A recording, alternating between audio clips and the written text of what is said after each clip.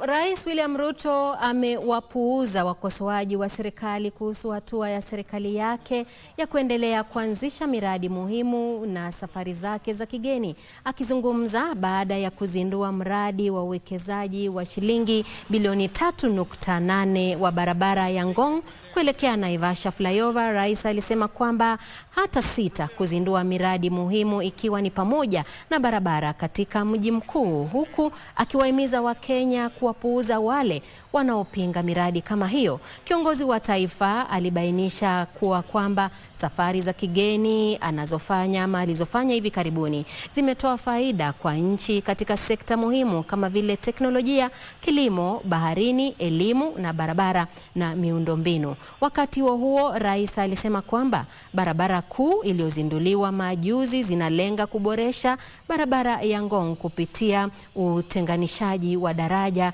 ili kushughulikia msongamano unaoendelea wa magari.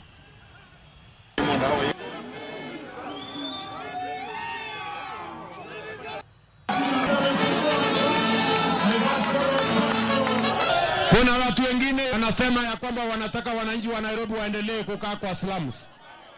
Waendelee kukaa mahali hakuna stima, hakuna choo, hakuna maji, hakuna barabara. Nairobi hoye! Sikizeni watu wa Nairobi. Hii Nairobi City.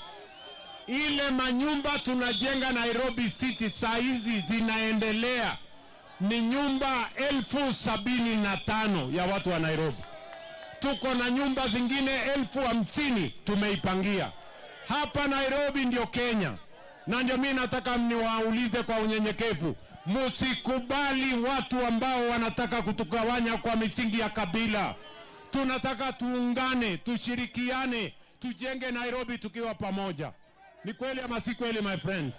Hakuna vile tunaweza kungojea miaka mitatu hii mahali jaa misumbue wananchi. Hii kitu tumemaliza 1 year ahead of time.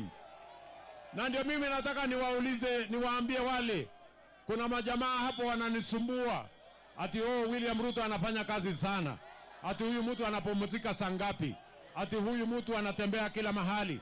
Nataka mimi niwaambie wale majamaa, wachaneni na mimi nifanye kazi ya wananchi.